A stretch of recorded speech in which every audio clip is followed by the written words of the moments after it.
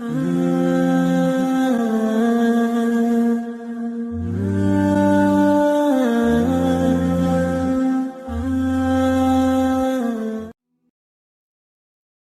گاؤں میں ایک غریب آدمی اپنی بیوی بچوں کے ساتھ رہتا تھا۔ وہ پیشے کے اعتبار سے موچی کا کام کرتا تھا۔ پھر ایک وقت ایسا آیا جب اس کے پاس گندم خریدنے کے بھی پیسے نہیں تھے۔ اس نے اپنی بیوی سے کہا کہ وہ اس گاؤں سے ہجرت کر کے شہر جانا چاہتا ہے اور وہاں جا کر اپنی قسمت کو آزمانا چاہتا ہے۔ موچی اگلے دن شہر کی طرف روانہ ہو گیا۔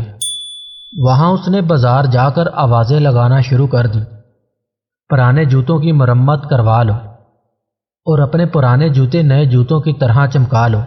پہلے دن تو کوئی کام نہ ملا۔ اگلے دن وہ شہر کی سڑکوں پر آوازیں لگاتے ہوئے گھوم رہا تھا۔ اچانک اسے پیچھے سے آواز آئی۔ اس نے مڑ کر دیکھا تو ایک بوڑھی عورت اپنا پرانا جوتا لے کر کھڑی تھی۔ اس نے موچی سے کہا کہ اس کے جوتے کی مرمت کر دو۔ اس نے بڑھیا کے گھر کے باہر پیڑھی پر بیٹھ کر اس کے جوتے کی مرمت کر دی۔ جب کام مکمل ہوا تو بوڑھی نے اس کی محنت کی قیمت پوچھی۔ اس نے کہا 1 سونے کا سکہ۔ اس نے اپنا تھیلا پکڑا اور گلی گلی میں چل پڑا۔ اچانک ایک اور خاتون کی آواز آئی اور اس نے بھی اپنے جوتے مرمت کے دیے۔ موچی نے اس کے جوتے کی مرمت کی اور اپنا معاوضہ لے کر چل پڑا۔ موچی نے محنت کر کے کچھ دنوں میں اتنے پیسے کما لیے۔ کچھ دن بعد اس نے گھر جانے کا فیصلہ کیا۔ اس نے 4 سونے کے سکے کما لیے۔ ان میں سے 2 سونے کے سکوں سے اس نے ایک گدھا خریدا اور باقی 2 سونے کے سکے لے کر گھر کی طرف چل پڑا اور اپنا سامان گدھے پر لاد دیا۔ اسے اپنے رستے میں ایک جنگل سے گزرنا پڑا اور وہاں اس نے ایک ڈاکوؤں کا گروہ دیکھا تو پریشان ہو گیا۔ موچی دانش مند تھا۔ اس نے ہمت نہ ہاری اور ایک منصوبہ بنایا۔ اس نے ایک سونے کا سکہ گدھے کی گردن پر باندھ دیا اور چل پڑا۔ ڈاکوؤں نے اسے روک لیا اور کہا تمہارے پاس جتنے پیسے ہیں ہمیں دے دو۔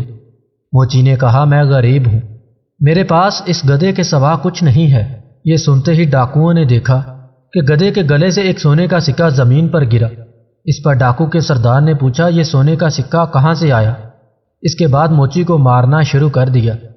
آخرکار موچی نے انہیں کہا کہ وہ سب کچھ بتائے گا۔ موچی نے کہا کہ یہ گدھا سونا پیدا کرتا ہے۔ سردار نے کہا کہ یہ گدھا مجھے بیچ دو اور پھر ہم تمہیں جانے دیں گے۔ یہ سن کر موچی نے کہا میں ایسا نہیں کر سکتا۔ سردار نے کہا میں اس کے بدلے تمہیں 50 سونے کے سکے دوں گا۔ موچی رضامند ہو گیا اور اس نے ان سے کہا باری باری ہر ایک کے ساتھ گدھے کو رکھنا، ورنہ آخر میں تم سب آپس میں پیسے کے لیے لڑتے رہو گے۔ موچی نے ان سے 50 سونے کے سکے لیے اور اپنے گھر کی طرف روانہ ہو گیا۔ موچی نے ان پیسوں سے پولٹری فارم کھولا۔ دوسری طرف چور بھی اپنے اڈے پر پہنچ گئے تھے۔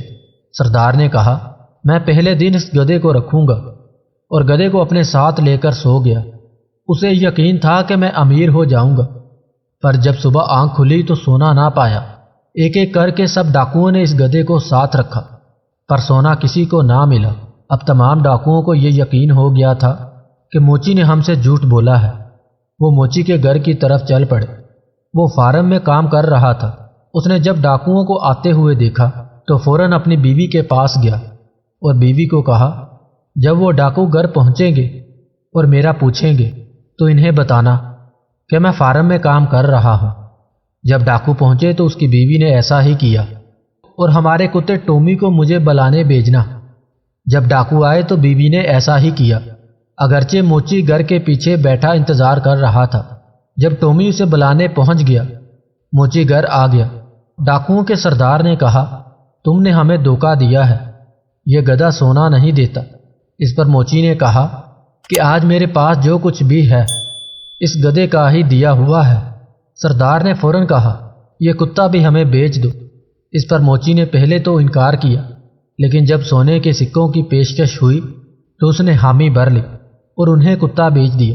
جب کتا لے آئے تو سردار نے اپنی بیوی سے کہا میں باہر جا رہا ہوں، جب کوئی آئے تو ٹومی کو مجھے بلانے بھیج دینا۔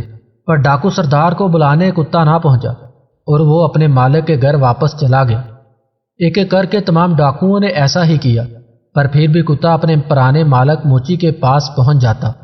یہ دیکھ کر ان سب کو یقین ہو گیا کہ موچی نے پھر ہمیں دھوکہ دیا ہے، ہم سے پھر جھوٹ بولا ہے۔ انہوں نے آپس میں مشورہ کیا کہ اس مرتبہ ہم بیوقوف نہیں بنیں گے اور موچی کو سبق سکھائیں گے۔ وہ سب موچی کے گھر پہنچے اور اس کی جھوٹی دلیلوں کو نظر انداز کر کے اسے سبق سکھانے کے لیے اس کو ایک بوری میں ڈال کر بند کر دیا اور اسے اس منصوبے سے ساتھ لے گئے کہ وہ اس بوری کو دریا میں پھینک دیں گے۔ راستے میں ڈاکوؤں نے کچھ دیر آرام کیا اور بوری چھوڑ کر چلے گئے۔ وہاں بوری میں موجود موچی نے بھی چیخو پکار بلند کر دی۔ اچانک وہاں پر ایک شخص اپنی بکریاں چرا رہا تھا۔ وہ پاس سے گزرا تو موچی نے کہا کہ مجھے یہاں سے نکال دو، میں بادشاہ نہیں بننا چاہتا۔ اس پر اس شخص نے کہا اگر میں تمہاری جگہ ہوتا تو بادشاہ بن جاتا۔ موچی نے کہا تم میری جگہ بادشاہ بن جاؤ، مجھے اس بوری سے باہر نکالو۔ اور وہ اس انجان شخص کو بوری میں اپنی جگہ بند کر کے اس کی بکریاں چرانے لگ گیا۔ جب ڈاکو واپس پہنچے تو بوری لے کر چل پڑے۔ انہوں نے بوری کو ندی میں پھینک دیا اور وہاں سے دوسری طرف ہو لیے۔ راستے میں جب موچی ملا تو وہ حیران رہ گئے۔ انہوں نے موچی سے کہا کہ وہ یہاں کیسے آ گیا۔ موچی نے کہا اس ندی کے نیچے ایک سونے کی کان ہے، وہاں بہت سونا ہے اور وہاں موجود سونے کی رکھوالی کرنے والے نے مجھے باہر نکالا ہے۔ سردار یہ سن کر کہنے لگا ہمیں بھی وہاں لے کر چلو اور خبردار اگر اب کوئی جھوٹ بولا۔ موچی انہیں اس ندی کے کنارے تک لے گیا۔ موچی نے کہا اگر تمہیں سونا چاہیے تو خود کو بوری میں بند کرنا ہوگا۔ تمام ڈاکوؤں نے اپنے آپ کو بوری میں بند کیا اور موچی نے سب کو ندی میں پھینک دیا۔ اس مختصر کہانی سے ہمیں یہ سبق ملتا ہے کہ ہمیں سوچے سمجھے بغیر کسی بات پر یقین نہیں کرنا چاہیے۔ سب سے پہلے دوسرے بندے کی بات کا جائزہ لینا چاہیے اور سوچنا چاہیے اگر کوئی ہمیں مشورہ دے رہا ہے تو اس کے پیچھے کوئی حقیقت ہے بھی یا نہیں۔ دو باتیں جس شخص میں ہوں اس سے ہر تعلق کو توڑ دو، چاہے کتنا ہی قریبی ہو۔ نمبر 1، جو حرام اور حلال میں فرق نہ کرتا ہو۔ نمبر 2، جو اپنوں اور بیگانوں میں فرق نہ کرتا ہو۔ ہم ہر حالت سے سمجھوتا کر لیتے ہیں، ہم صرف انسانوں سے سمجھوتا نہیں کرتے۔ رشتے چھوٹے بڑے نہیں ہوتے، لوگ چھوٹے بڑے ہوتے ہیں۔ جو انسان دوسروں کو شک کی نگاہ سے دیکھتا ہے، حقیقت میں وہ اپنے کردار کی برائیاں دوسروں میں تلاش کرتا ہے۔ انسان دونوں معاملات میں بے بس ہے، دکھ سے بھاگ نہیں سکتا اور خوشی کو خرید نہیں سکتا۔ پرندہ اپنے پاؤں اور انسان اپنی زبان کی وجہ سے جال میں پھنستا ہے۔ گفتگو میں نرمی اختیار کرو کیونکہ لہجے کا اثر الفاظ سے زیادہ ہوتا ہے۔ کچھ لوگوں کو پہچاننے میں چند سیکنڈ لگتے ہیں اور کچھ کو پہچاننے میں برسوں لگ جاتے ہیں۔ دونوں ہی صورتوں میں اللہ پاک کا شکر لازم ہے۔